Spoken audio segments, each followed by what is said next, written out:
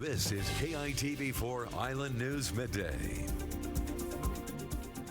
We go back to our news coverage in Washington. The House of Representatives now just hours away from deciding whether President Trump will become the third president in U.S. history to be impeached. Lawmakers have spent the day making their final arguments both for and against impeachment. Our Washington correspondent Matt Knadler joins us live on Capitol Hill with the very latest on this monumental day. Matt, good afternoon.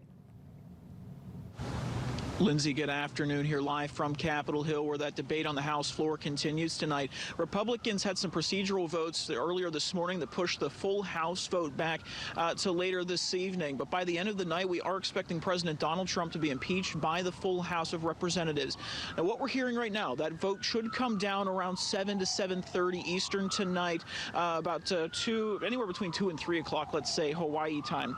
Now, this is expected to happen around the same time that President Trump will be hosting a Keep America Great rally in Michigan, one of the key swing states in the 2020 race.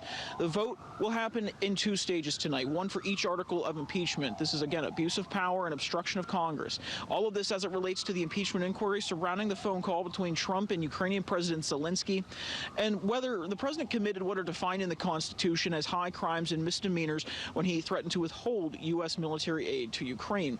Now, we're hearing that Democrats will have enough members to impeach the president. Just 2 Democrats are expected to side with the Republicans, so this vote will be historic. Now, if President Trump is impeached later tonight, again, he will be just the third in U.S. history to receive this infamous distinction, following Andrew Johnson and Bill Clinton.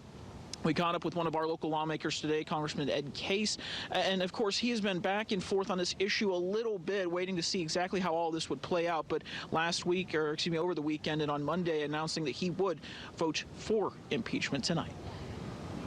If any president can obstruct Congress in the discharge of our duties to oversee the executive branch in a system of checks and balances, then we do not have a system of checks and balances anymore. And so, again, that vote in about 2 hours here on Capitol Hill. We'll keep you posted on how all of that goes. Now, you'll notice we haven't heard from Congresswoman Tulsi Gabbard today.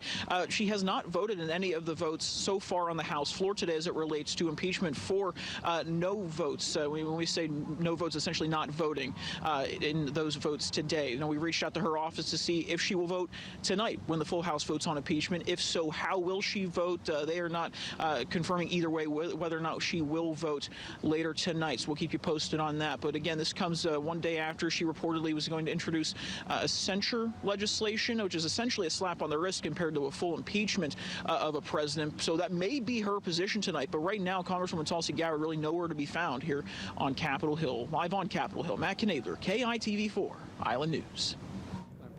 Matt, thank you. And we'll take you back to live coverage of the impeachment debate over President Trump coming up right after KITV4 Island News Midday. And we'll check back in now with weather.